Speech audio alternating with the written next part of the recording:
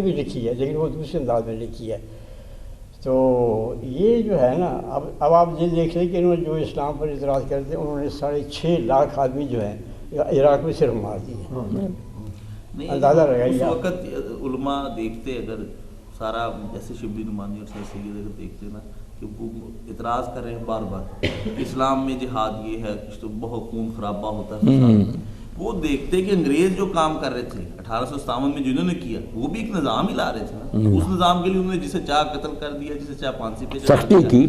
یعنی جو کوئی بھی کسی سسٹم کے لیے آگے بڑھتا ہے وہ سختی کرتا ہے. حکیم صاحب کا منشا یہ کہ وہ انگریز تو اس وقت آ گیا غالب مجبوری ہوگی. ان کے پاس حکومت تھی یہ بیچارے سب کو یہی جواب تھا کہ بھائی تم لوگ حکومت جاتی رہی بے بس ہو گئے. اسی طرز پہ آ رہی جس طرز پہ ہمیں روکا جا رہا ہے کہ آپ اپنا نظام بپا نہ کریں ہم کریں گے. نہیں انگریز کے پاس تو سسٹم تھا ہی کوئی. وہ صرف لوٹ مار تھا ان کا سسٹم. اس ملک کے اندر جو دولت ہے اس کو اپنے ملک کے اندر لے جاؤ یہ تھا. ورنہ دیکھیے مغل ہے یہاں ہے افغان ہے یہاں ہے ترک ہے یہاں ہے وہ یہیں رہ گئے یہیں بس گئے. لیکن یہ جو ہے سب کچھ سمیٹ کے جو یہاں سے گھر ان کا وہی تھا لیکن یہاں یہ لوٹنے کے لیے. حکمران نا وہ دوسروں کو یہ ہمیشہ تانا دیتے ہیں کہ ان کے پاس کوئی پروگرام نہیں یہ اقتدار کے بھوکے ہیں. ان سے پوچھے بھی آپ کیا ہیں. بالکل یہی ہے کہ جو تم خود کر رہے ہو وہ کیا کر رہے ہو.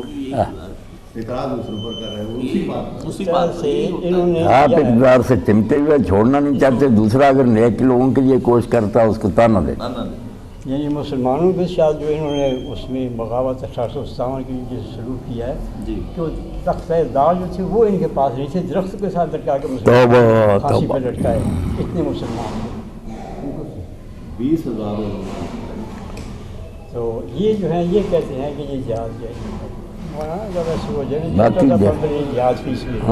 وہی آدمی پڑھ لے نا وہ سید قطب رحمۃ اللہ علیہ بھی لکھا مولانا مودودی صاحب بھی لکھا. عقل کی بات بھی ہے کہ اگر آپ اپنی حکومت نہیں بنائیں گے دوسری ہوگی اس کے ذریعے سے آپ کا دائرہ دن دن سمٹتا ہی جائے گا نا. کیا ہوگا کسی نے تو حکومت کرنی ہے آپ آرام سے گھر بیٹھے رہیں دوسرا کرے گا. تو بجائے اس کے کہ برے مسلط رہے اپنی مرضی کی باتیں کریں. سب سے زیادہ کہ سب حیرت ہوئی میں نے دیکھا بچے کے پاس تھی مقالات شبلی. میں نے اس میں پڑھا مقالات شبلی. اچھا وہ شبلی صاحب نے نا اس دور میں لکھے تو یہ بھی کہتے ہیں کہ اسلام کہتا ہے کہ اگر حکمران مسلط ہو جائیں نا بے شک وہ کافر ہو غیر مسلمان ان کی اطاعت بھی کرنی چاہیے. اس میں حوالہ دیا کہ در مختار میں لکھا کہ حکمران جان کفار ان کی اتباع کرو. میں حیران رہ گیا کہ صاحب در مختار نے ایسا کیوں لکھنا. چلو مجبوری ہم کچھ نہیں کر سکتے یہ کیوں. نکال کر دیکھا بات ہی الگ تھی. حیرت ہوئی کہ شبلی صاحب نے یار یہ کیا کیا. بات تھی کہ اگر کفار مسلمانوں کے علاقے پر حملہ کریں ان کا مال لوٹ لے جائیں تو جب تک وہ دارالکفر میں داخل نہیں نہ ہوتے مسلمان ان کا پیچھا کریں. پیچھا کرنے کا معنی تھا اتباع. اور جب وہ اپنے علاقے میں چلے جائیں پھر خواہ مخواہ وہاں گھسنے کی ضرورت نہیں. بات کچھ تھی کہ لوٹ کر لے جائیں نا مسلمانوں کا مال تو وہاں تک وہ مسلمان کوشش کریں کہ دارالکفر میں داخل ہونے سے پہلے چھڑا لیں. اگر وہ اپنے علاقے میں چلے جائیں تو پھر ان کے مالک ہو جاتے ہیں پھر وہاں نہیں ہم جا سکتے. بالکل عجیب ہی معنی بالکل آگے پیچھے سے کاٹ کر. اب اس سے یہ خیال ہوتا ہے نا کہ یہ جانتے تو تھے لیکن اس سے پتہ چل گیا کہ جو اقبال غریب نے کہا نا تھا جو ناخوب بتدریج وہی خوب ہوا کہ غلامی میں بدل جاتا ہے قوموں کا. یہ کوئی تھوڑی مصیبت ہوتی کہ آہستہ آہستہ علماء بدل جاتے ہیں مدارس بدل جاتے ہیں.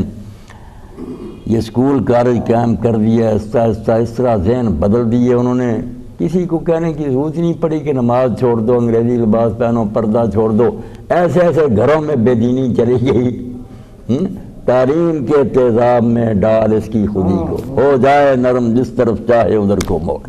اب یہ نصاب تعلیم کے پیچھے پڑے اسی لیے نصاب تعلیم کی ایک طرف رہی.